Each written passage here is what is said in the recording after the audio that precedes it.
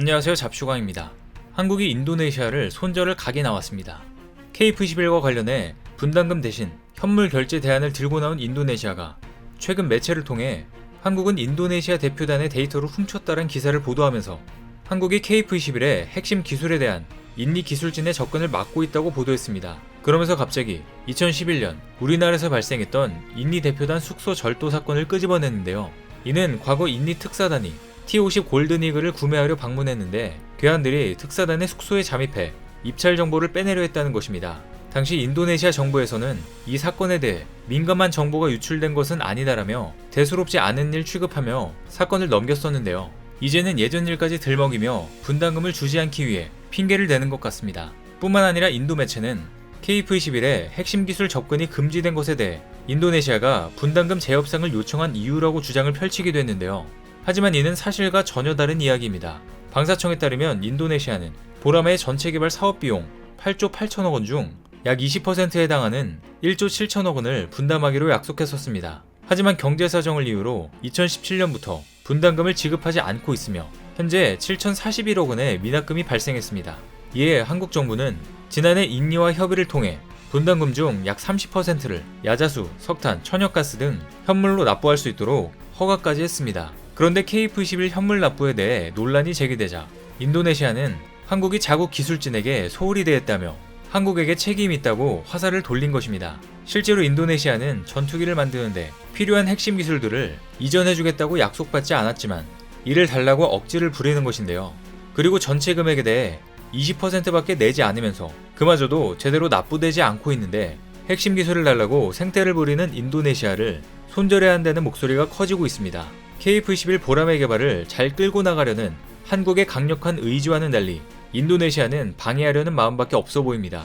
이처럼 KF-21과 관련해 인니와의 잡음이 이어지고 있는 가운데 이번에는 인니에서 한국의 에이서 레이더 성능이 약하다는 억지 주장까지 나왔습니다. 최근 인도네시아 매체 조나 자카르타는 KF-21 보라매에 장착될 에이서 레이더의 성능이 예상외로 약하다고 지적했는데요. 이 매체는 레이더와 우주무기 체계 등 11종의 무기 체계에서 한국의 기술력이 부족하다며 우려를 표했습니다. 인니는 실제로 기술력은 아무것도 없으면서 말로만 저런 행태를 보이고 있는 것인데요. 그런데 해당 내용은 국방기술품질원 산하 국방기술진흥연구소가 최근 공개한 국가별 국방과학 기술 수준 보고서를 인용한 것으로 사실과 다른 왜곡된 주장을 펼친 것입니다.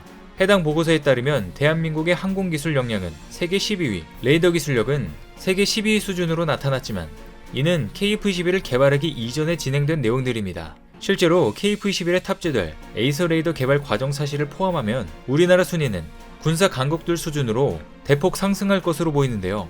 KF-21은 통합 전자전 체계 EW 스윗, 전자광학 장비인 EOTGP 포드, 적외선 탐지 장비인 IRST, 레이더 경보 체계인 RWR까지 현대전에서 전투기가 겪을 수 있는 모든 위협을 대응할 수 있는 각종 탐지 장비가 탑재되어 있습니다. 즉 인도네시아가 긁어부스럼을 만들며 괜한 트집을 잡고 있는 것 같은데요. 이처럼 최근 인도네시아를 손절할 내용들이 계속해서 나오고 있는데 이와 관련해서 조금 더 자세히 알아보겠습니다. 인도네시아가 말하는 것과는 달리 한국은 이제 독자적으로 KF-21 엔진까지 개발할 것으로 보입니다. 정부에서 제트기 1만 파운드 이상급의 첨단 엔진 개발을 적극 검토하고 있다고 공개적으로 밝힌 것인데요. 제트기급 첨단 엔진 개발의 경우 항공 분야를 넘어 기계산업 분야까지 미치는 파급 효과가 상당한 만큼 중대한 결정을 내린 것입니다. 실제로 우주 항공산업은 자본과 기술의 진입 장벽이 높지만 진입에 성공할 경우 장기적이고 안정적인 수익과 양질의 일자리를 창출할 수 있는 기술 집약 산업입니다. 이 때문에 선진국들은 일찍부터 우주 항공산업을 국가 전략 산업으로 육성하고 있는데요. 이제 대한민국도 KF-21 개발이 본격적인 궤도에 오르자 향후 KF-21에서 사용할 수 있는 고성능 전투기 엔진을 자체 개발하기로 결정한 것인데요. 실제로 현대 공중전에서 승리하기 위해서는 강력한 터보팬 엔진이 필요하지만 이는 기술 이전을 철저히 보호하는 전략무기라 결국 한국도 자체 개발에 나설 수밖에 없는 상황입니다. 즉 강력한 전투기 엔진을 개발한다면 최강의 군사력을 확보할 수 있는 체계를 마련하게 되는 것과 같은 이야기입니다. 자체적인 엔진 개발을 통해 인니를 손절할 이유가 하나 더 생긴 것인데요. 심지어 최근 KF-21에 지난해 국내 개발을 완료한 스텔스 도료를 입힌다는 소식이 전해지면서 5세대 전투기로 전환이 빨라지고 있습니다. 동체 표면에 바르는 도료는 내부 무장창과 적외선 방출 억제 엔진과 더불어 스텔스기의 핵심 기술로 손꼽힙니다. 실제로 강력한 스텔스 성능을 구현하기 위해서는 도료의 성능도 굉장히 중요한데요. KF-21은 현재도 F-35A의 피탄 면적보다는 크지만 F-18 슈퍼 호넷보다는 RCS 값이 훨씬 작아 스텔스기로 봐도 무방합니다. 현재 군 당국에서는 국내 개발 도료가 적 레이더에 탐지될 가능성을 줄이는 피탐률을 크게 감소시킬 것이라고 판단하고 있는데요. KF-21의 스텔스 성능을 위해 도료 개발에 성공한 한국은 미국이 개발한 것을 뛰어넘는 고성능 도료 개발에 성공하며 5세대 이상으로 나아가고 있는 모습입니다. 심지어 KF-21에는 최첨단 레이저 무기도 탑재될 전망인데요. 한편 최근 KF-21 시제기 3, 4, 5기가 드디어 공개되면서 그 위용을 뽐내며 많은 사람들의 관심을 받고 있습니다. 작년에 경남 사천 카이 생산 공장에서 열린 1호기 출고식 이후 계속해서 조립을 진행 중인데요. 현재 시제기 6대 가운데 4, 5기까지 조립을 완료한 상태로 5, 6호기 조립에 한창입니다.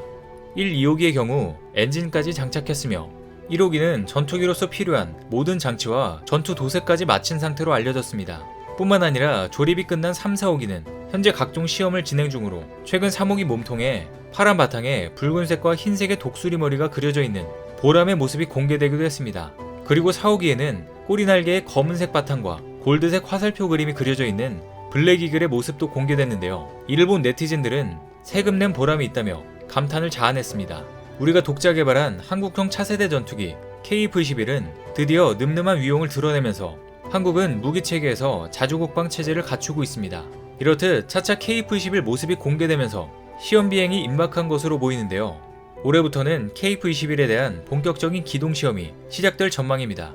우선 2월부터 엔진 가동 시험에 들어갈 예정으로 엔진 작동 점검은 물론 KF-21의 모든 장치가 제대로 기능을 하는지 점검할 방침입니다. 엔진과 각종 계기판과 장치가 정상적으로 작동하면 곧바로 KF-21에 대한 활주로 시험으로 넘어가는데요. 3월부터는 전투기가 활주로에서 달리는 주행 시험이 기다리고 있습니다. 활주로 주행 시험은 전투기가 비행은 하지 않지만 활주로를 고속으로 달리는 시험입니다. 그리고 6월 말에는 본격적인 비행 시험에 나설 것으로 보입니다. 당초 7월부터 초도 시험 비행을 할 예정이었지만 조립 과정과 비행 시험 준비가 순조롭게 이루어져 일정을 앞당기기로 한 것인데요. 시험 비행 일정이 앞당겨지면서 KF-21의 완전체 공개와 실전 배치도 빨라질 것으로 보입니다. 그리고 이 같은 소식에 벌써부터 KF-21을 눈독 들이는 나라가 많아졌는데요. 현재 T-50, FA-50을 사용하고 있는 국가들은 물론 다른 곳에서도 관심을 보이고 있습니다. 실제로 말레이시아 언론 디펜스 시큐리티 아시아는 KF-21이 라팔, 유로파이터 타이푼 등 다른 4.5세대 항공기보다 훨씬 더 저렴한 가격에 출시될 것이라며 성능도 남다르다고 관심을 보였습니다. 말레이시아 공군 참모총장도 KF-21 블록 1이 양산되는 2028년에 한국의 차세대 전투기 구매를 고려하고 있다고 미리 예약까지 하는 계획을 세우고 있습니다. 이처럼 KF-21이 나오기도 전에 사전 예약이 줄을 이으면서 한국의 뒤통수를 친 인도네시아를 손절해도 KF-21을 판매할 곳은 굉장히 많아 보이는데요. 심지어 중국과 맞붙기 위해 군사무기를 많이 사들이고 있는 대만도 KF-21에 대한 관심이 남다릅니다. 예전부터 대만은 스텔스 전투기를 무리해서라도 전략자산으로 구매하려고 했지만 중국의 외교 압박 때문에 확보할 수가 없었습니다. 하지만 최근 대만 네티즌들 사이에서 새로운 대안으로 한국의 KF-21이 떠오르고 있다고 합니다. 실제로 이들은 한국이 성능이 좋으면서도 훌륭한 기체를 만들고 있다며 현실적으로 확보 가능한 스텔스 전투기는 KF-21이 유일하다는 주장이 나오고 있는 상황입니다. 이렇듯 KF-21은 전 세계에서 가장 최근에 개발된 전투기로 향후 스텔스와 유무인 복합 전투 능력까지 갖추게 되면 동북아에서 최강의 전투기로 이름을 떨칠 것이 분명해 보이는데요.